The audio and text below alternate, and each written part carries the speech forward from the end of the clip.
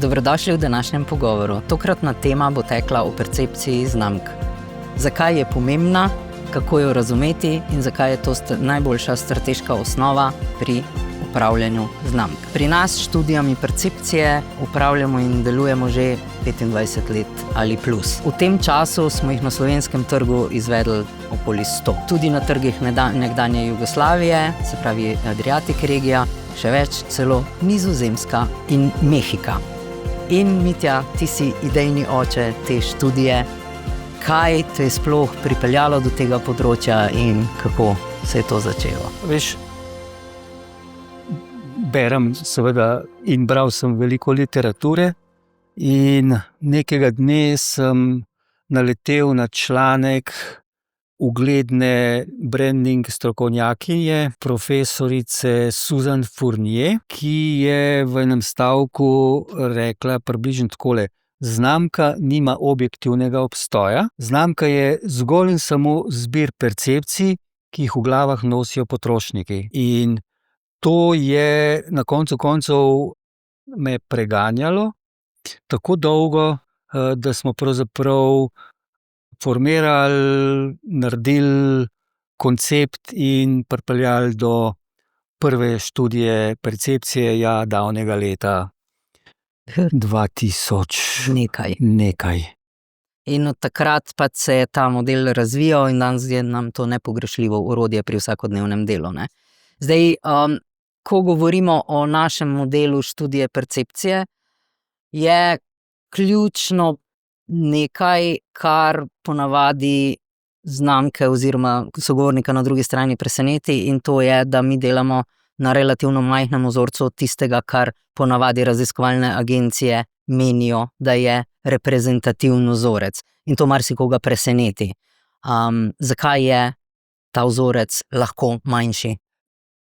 Tukaj gre preprosto za snemanje mnenja, ki je zapisano v naših možganih.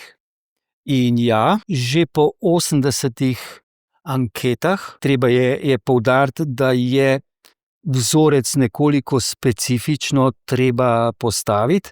Namreč gre za 80 anket, ki morajo ustrezati pogoju, da je v vzorcu enako število uporabnikov posameznih znamk.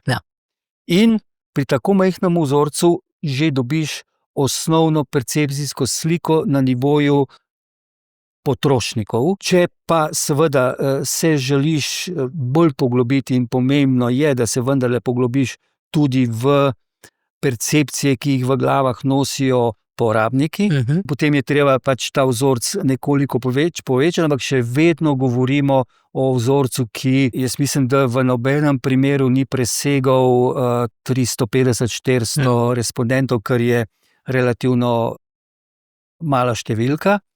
In seveda tudi jaz, glede na to, da sem bil študent ekonomske fakultete in pod vplivom velikih vzorcev, sem bil skeptičen, da zadeva dejansko deluje na tako malih vzorcih, in imam seveda to možnost, da spremljam rezultate študije sproti, in tukaj se nedvomno pokaže, da po 20 odgovorih za posamezno znamko se stvari praktično ne ponavljajo, kar pomeni, da smo stestirali dejansko sploh pri uporabi na nešteto primerih. Na nešteto primerih, da se po določenem številu začne mnenje in rezultat ponavljati. Tako.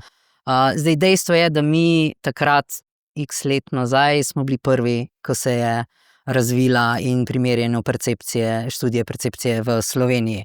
Danes je to kar standardna praksa na tem področju, je kar nekaj raziskovalnih inštitucij, ki to počnejo, in me zanima, čem je naš pristop še vedno drugačen in recimo poseben. Ko sem že prej omenil, sem malo piflar in želel sem povezati študijo percepcije z nekaterimi modeli, ki veljajo v brandingu, kar pomeni, izhodiščna osnova je dejstvo, da jedro vsake znamke sestavljajo 3 različni elementi, torej 2 neotipljiva, vrednote znamke, osebnost znamke in en otipljiv atributi znamke. In mi obdelamo vsako znamko in njene konkurente po teh 3 segmentih in vsakega opredelimo z tam cirka 50-60 različnimi atributi, da dobimo dejansko celostno sliko. Pri tem seveda je pomembno zavedanje, da je danes v tem konkurenčnem prostoru in hkrati ob hitrem razvoju vseh tehnologij relativno bolj ali pa bistveno bolj pomembno, da ima znamka močne neotipljive atribute, ki tvorijo na koncu koncev zgodbo znamke. Namreč gre za to, da če se znamka osredotoča zgolj in samo na atributno stran, je ta hitro nadomestljiva strani konkurentov, Torej, tehnologijo in tehniko lahko nadomestimo, medtem ko zgodbe znamke ne. In to je tudi recimo en od temeljnih postulatov naših študij. To je en vidik, jaz bi vseeno še dodala en drug vidik, ki ga zdajle nisi omenil, je pa, da mi dejansko merimo za našo študijo percepcije, ne samo uporabnike, ampak merimo tudi potencialne uporabnike, se pravi uporabnike konkurence in pa zaposlene. Ja. Zakaj je to pomembno? Torej, meriti percepcijo tvoje znamke in seveda konkurenčnih med zaposlenimi je seveda ključno zaradi tega, da vidiš, kakšen je state of mind tistih, ki na načelni ravni o znamki vedo vse. Na drugi strani je seveda fino vedeti, kaj meni splošna javnost, kaj menijo potrošniki, da vidiš, ali so tvoje usmeritve, ki sledijo iz internega zavedanja o znamki pravilne oziroma tiste, ki... Oziroma še bolj pomembno je, ker pač potrošniki zgolj vidijo in zaznavajo tisto, kar znamka sporoča, govori preko vseh kanalov plus preko svojega dejanskega obstoja na trgu. Medtem ko uporabniki so pa tisti, ki so po mojem mnenju najbolj zveličavni, ker poleg tega, da vse slišijo in vedo, hkrati imajo še neposredno izkušnjo znamko, kar pomeni lahko najbolje sodijo. In tukaj potem znotraj teh primerjav med zaposlenimi, med uporabniki in potrošniki pridemo do mnogih odličnih zaključkov. In to so ključni, ki so tisti, ki ti lahko naredijo diferenciacijo, ker fizične atribute lahko konkurenca dosti hitro pogleda. Jaz vem, da mene vedno, ko orodje uporabimo, mi ga uporabljamo tudi, če dobimo brief in podatke, si ga vseeno za lastno potrditev tega, kaj menimo, oziroma določitev smeri, zavrtimo na naročnikih in se mi zdi zanimivo, da imamo v spominu znamko, ki je imela zelo jasno definirano v briefu, da pozna in arhetip in vse atribute in osebnost in vrednote. Ko smo pa mi zavrteli, smo pa videli, da je dejansko potrošnik to znamko vidi na vsakem trgu, ker smo delali za več trgov, popolnoma drugače. To je ponavadi pri nas kar alarm, Ja, seveda, absolutno, to je ne samo pri nas, to bi moral biti dejanski alarm tudi na strani ključnega upravljalca znamke, da seveda razmisli, ali je pot, ki si jo začrt in jo vodiš, dejansko pravilna, ali je smiselno zadeve vendarle spremeniti, nekoliko prilagoditi temu, kar vidijo potrošniki. Se pravi, tako kot ponavadi ponavljamo, podatke, ki jih za določeno zadevo dobiš oziroma rezultate, ne ignorira. To ni nikoli pametno, Ker če jih ignoriraš, torej če jih ne ignoriraš, lahko znamko popravljaš z malimi ukrepi. Če jih ignoriraš, se ti lahko zgodi, da se znamka, dajmo reči, zruši, kar pomeni postavljanje na nove temelje, zahteva pa ogromne investicije.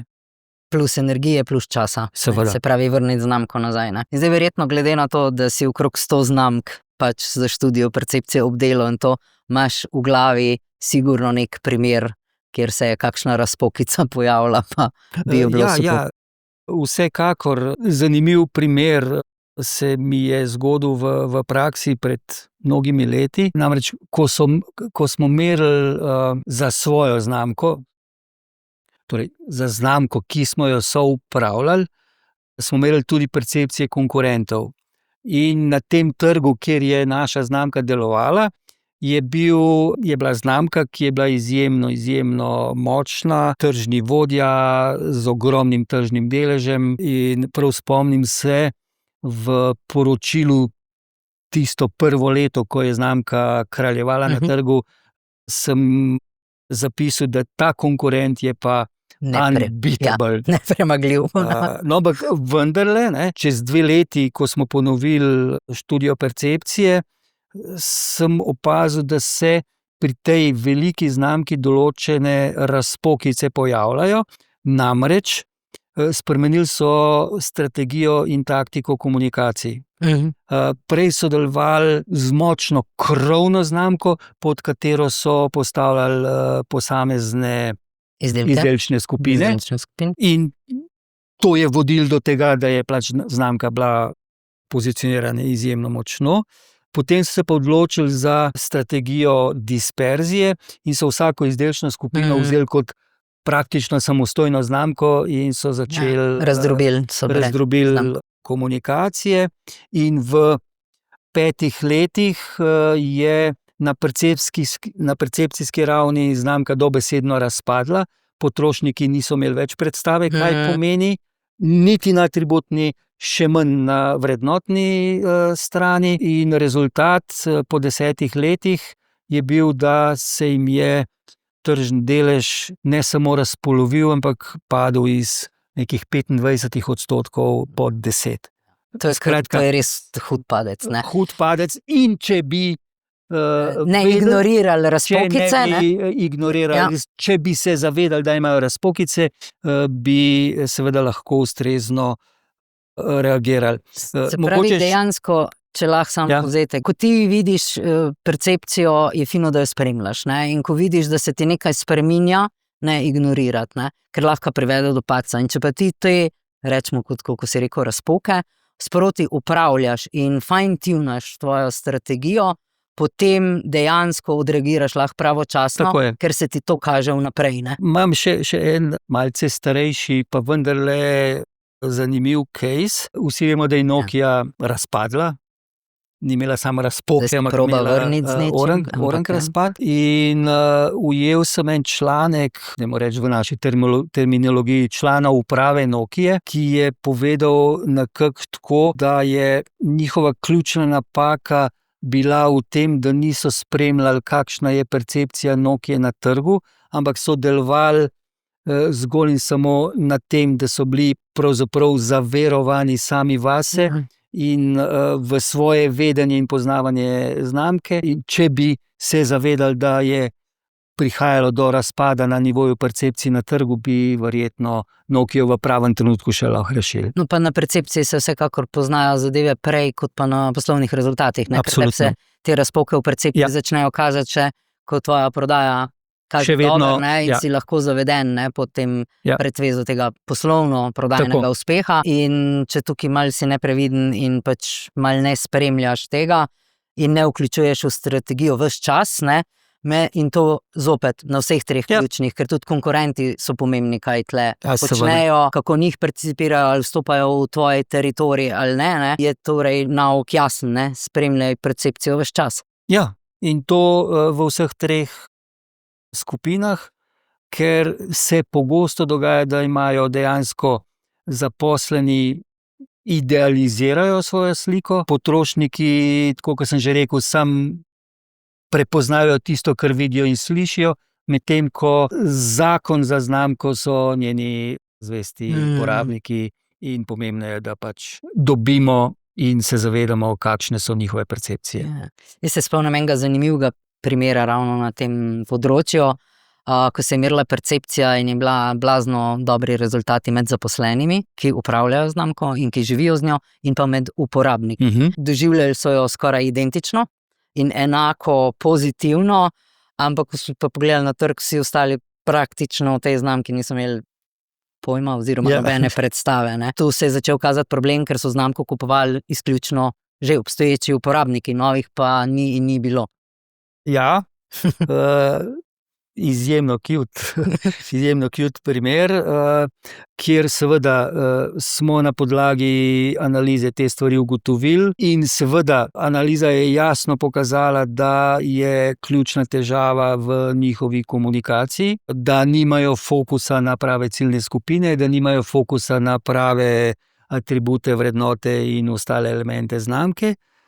Znamka je to, oziroma upravljalci znamke so to prilagodili, spremenili, seveda ne takoj, te stvari se ne delajo in rezultati ne pridejo čez noč, ampak ko danes gledam njihove rezultate, vidim, da so v zadnjih letih strategija in taktika oglaševanja in komunikacije vidno drugačna, beleži rezultate in njihov tržni delež je v zadnjem obdobju v izjemni rasti. No, super. In zdaj, ko smo ravno pri rasti in pri dobrih pozicijah, bom na tem mestu zopet povabila v najino debato današnjo gostjo in bova nadaljevala pogovor v troje, da ne bova samo midva pametovala kot ponavadi. Se strinjam. Kot sem napovedala, imava z Mitjo danes v najini družbi posebno gostjo. Egle Vele, direktorica marketinga Radenske. Pozdravljeni in hvala, da ste se odzvali. Pozdravljeni. Zdaj, začela bi s tem, da je kariera res zanimiva, se je polna tudi mednarodnih izkušenj. Egle je rojena v Litvi, ne, če sem prav povedala.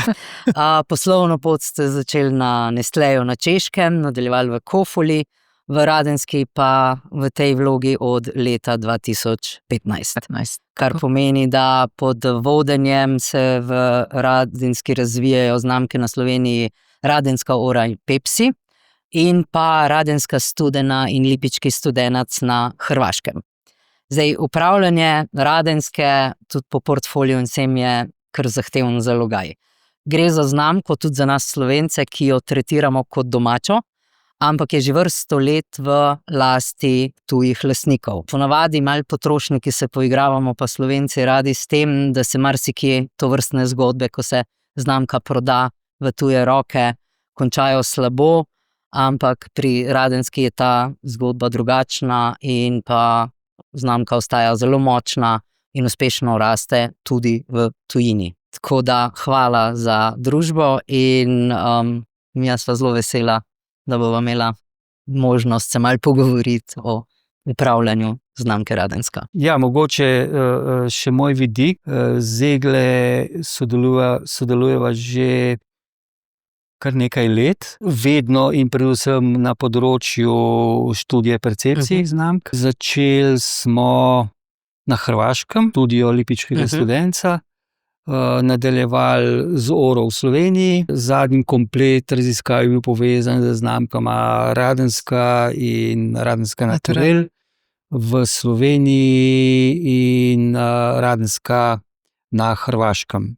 Meni osebno je bila predvsem ta zadnja študija Radenske in Radenske Naturel v Sloveniji fascinantna. Namreč v nobeni raziskavi doslej nismo prišli do tako fascinantnih ugotovitev, ki so pokazale, da so percepcije Radenske in tudi Radenske Naturel med zaposlenimi in med uporabniki praktično 100% enake, identične.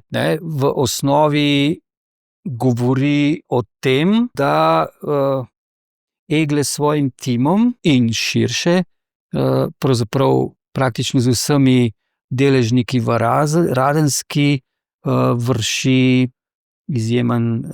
opravlja izjemno delo in da je na koncu koncev branding Radenske voden res vrhunsko. Tako da, ja. Ja, to je res izjemen rezultat. Jaz vem, glede na to, da več znamk za študijo percepcije obdelujemo, ne spomnim se, kdaj smo imeli tako res lepo sliko pri tem in da je znamka res tako osredotočena. Tako da, kako in kje je ta skrivnost, kako ohranjati tako enotno percepcijo in med zaposlenimi in med uporabniki?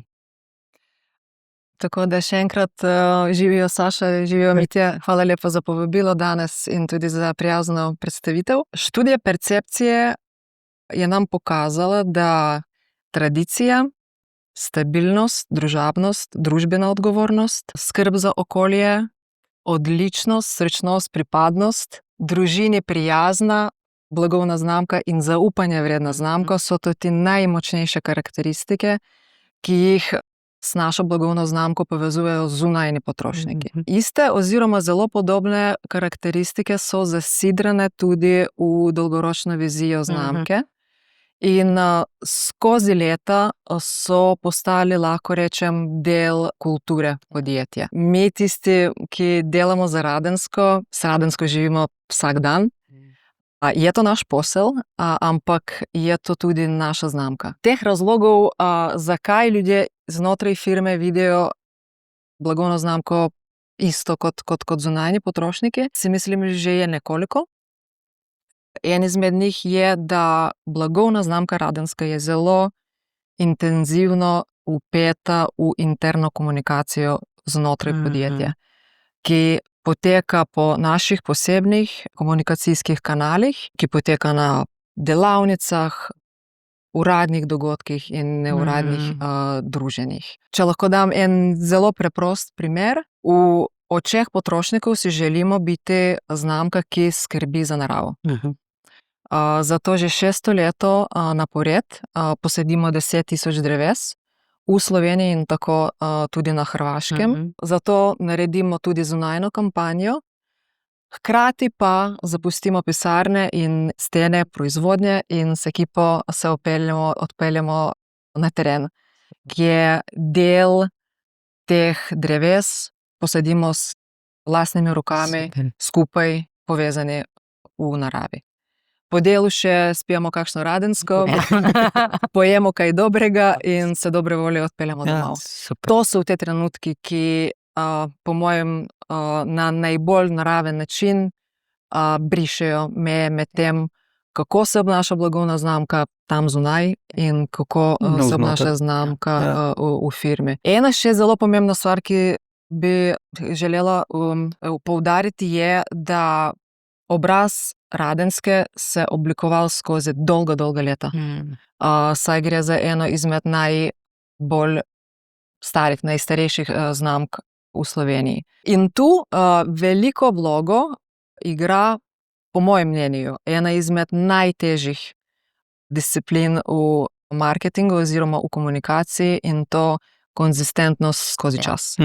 Vodstvo blagovne znamke se naravno menjava, prav tako tudi razmere na trgu, obnašanje potrošnikov. Naša naloga v Radenski je, da zgodba treh src skozi čas živi in je prepoznavna. Zelo je mi všeč en stavek iz poročila percepcijske študije, če lahko ga citiram. Radenska je zakon in z Radensko smo v zakonu. Že desetletje je naša. Tako da jaz sem izjemno vesela, da v teh zadnjih 10 letih smo ohranili doslednost blagovne znamke, hkrati pa jo občutno pomladili in naredili bolj vitalno in bolj sodobno. Tako da, če samo povzamem zelo na kratko, mislim, da če si želimo, da blagovna znamka zaživi navzven in tudi znotraj, da ni razdvojena, rabimo 3 stvari. In to jasno oblikovano pozicijo blagovne znamke, dolgoročno sinhronizacijo zunajnih in internih aktivnosti in seveda konzistencijo. Pa vendarle, meni je en element bil zanimiv. Smo ugotovili en droben očitek znamke Radenska in tudi pri Radenski Naturel je bilo podobno, ki je zopet bil identičen med zaposlenimi in med potrošniki. Očitali so premejhno prisotnost na družbenih omrežjih v primerjavi s konkurenti. Se mi zdi, da ste po tej ugotovitvi zelo hitro ukrepali. Priznam se. Priznam se, da ugotovitve oziroma ta informacija iz študije je nas v dobrem smislu seveda prisilila, da začnemo komunicirati na družbenih omrežjih več. Poleg teh kampanijskih aktivnosti, s katerimi smo tam že dolga leta, smo se lani tudi vrnili k tako imenovanemu always on načinu komuniciranja. Trenutno smo na Facebooku in na Instagramu, hkrati pa zbiramo pogum za TikTok. Obvladanje družbenih omrežij je zelo, zelo posebna veščina in zahteva zelo specifično znanje, fokus in tudi energijo tima. Ja. Zato, na primer, tudi letos smo ekipo okrepili s kolegico za digitalni marketing. Super, ja. Tako da popolnoma se strinjam s ugotovitvijo in priporočilom in s tem, da moramo postati malo bolj drzni in tudi vlagati več pozornosti in tudi več investicij v te trajne vsebine, ki hkrati in na dolgi rok tudi pomagajo krepiti znamko v zaželjeno smer. Ja. Ker velik delež ciljne populacije zdaj na družbenih omrežjih, ne glede na starostne skupine, ne, in so postali kar pomemben del celotnega spleta komunikacije. Ja. Ne. Mogoče še en vidik se mi je znotraj naše skupne zgodbe zdaj zanimiv. Skratka, krasno se je spisala zgodba znamke, pa vendarle en mali zatik smo našli na nivoju arhetipa.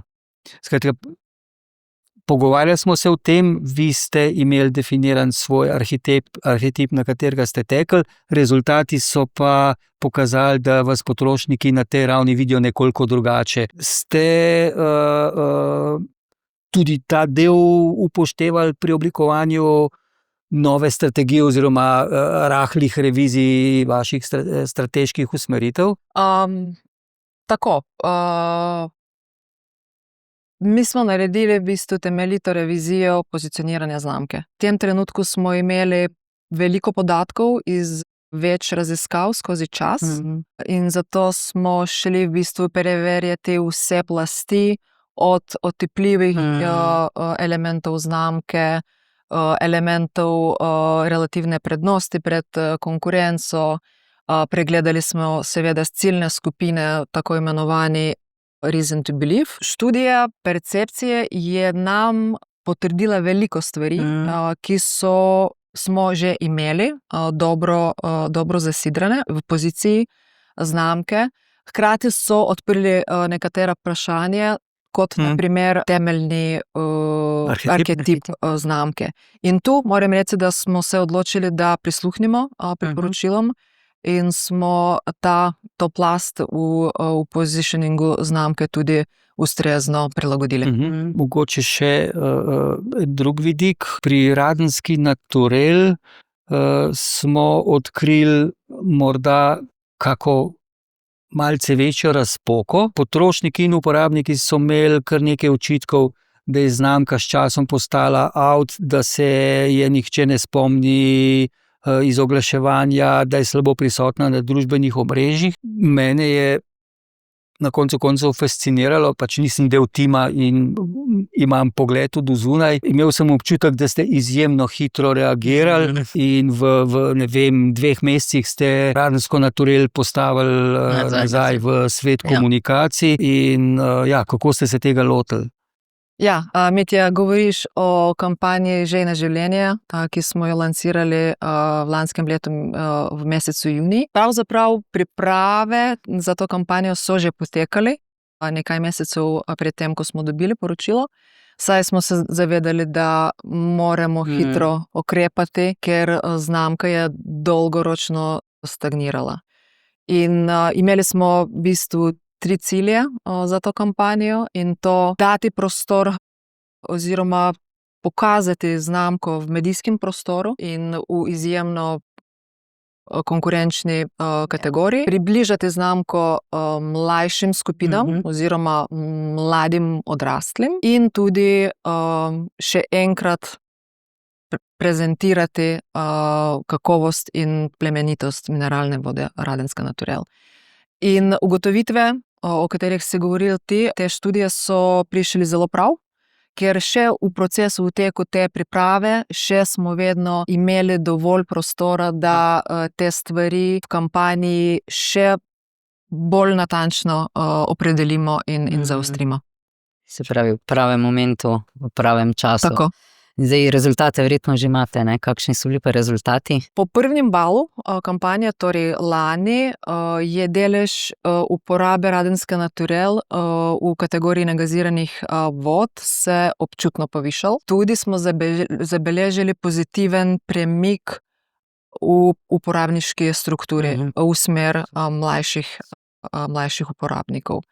Če pogledamo iz daljšega časovnega obdobja, naprimer v zadnji MAT periodi, Radenska Naturel svoj vodilni tržni delež v maloprodaji uspešno ohranja. Super. Če mogoče še jaz dodam svoj TGI-ovski vpogled. Dejstvo je, da se tudi pri teh podatkih kaže pomemben napredek, pomembna rast. Ne nazadnje bom pogledal kar v zapis. Število uporabnikov negaziranih vod se je v letu 2024 povečalo za 2,8%, tem, da se je število uporabnikov Radenske Naturel povečalo za 5,4%. Tudi sveži podatki za prvo polovico letošnjega leta kažejo pri Radenski Naturel pozitivno rast, še dodatne 2,2% povečano število uporabnikov znamke, s tem, da se je v tem obdobju, torej v prvi polovici leta 2025, celotna kategorija za eno malenkost znižala za 0,5% upada, ampak to je predvsem posledica sezonskosti, namreč v prvi polovici leta ni zajeto poletno obdobje, ki prinese pri vodah večji prispevek. In ob tem velja poudariti tudi to, da se je hkrati tudi kar precej povečala zvestoba znamki. Torej, resnično vzpodbudni in odlični rezultati. Mitja, a lahko to ponoviš? To se odlični in vzpodbudni rezultati. Zelo fino. Ja, tako. Veseli smo, izjemno. Super. Jaz moram reči, da jaz nisem na teh študijah na konkretnem primeru sodelovala, ampak se je opazil, ne. Ker mi pač ogromno znamk spremljamo tako že zaradi stroke in službe in se je opazilo, pa sem z Mitjo preverila in sem ugotovila, da se določene stvari pač popravljajo oziroma rečemo fine-tunajo, ne. Mi smo to študijo percepcije delamo že 25 let, ker smo rekli, zdaj smo jo tudi uradno poimenovali in dali na trg kot orodje Perceptix. Če bi kot uporabnik teh študij dali kak nasvet trgu ali pa kolegom, a je investicija v to orodje kljub temu, da se zavedamo, da obstaja raziskav in nekih meritev za znamke na voljo ogromno, a so smiselni stroški uporabe tudi percepcijske študije poleg? Študijo vsekakor priporočam. Menim, da če si želimo spoznati svojo blagovno znamko, razumeti jo in ne ostati v mehurčku svojih lastnih idealov, domnev in predpostavkov, moramo se soočiti s realnostjo. In to pomeni, da moramo se vprašati, kaj vse o naših blagovnih znamkah nosijo v glavah naši potrošniki. No in to je super zaključek naše debate. Tako da jaz bi se res iskreno zahvalila za odziv in da bila na gostja. Študija percepcije je obvezna po našem mnenju za vse, ki želite strateško spremljati svojo znamko, kako jo dojemajo potrošniki, kupci in pa tudi vi sami. Tako da hvala današnjim gostom in se slišimo kmalu.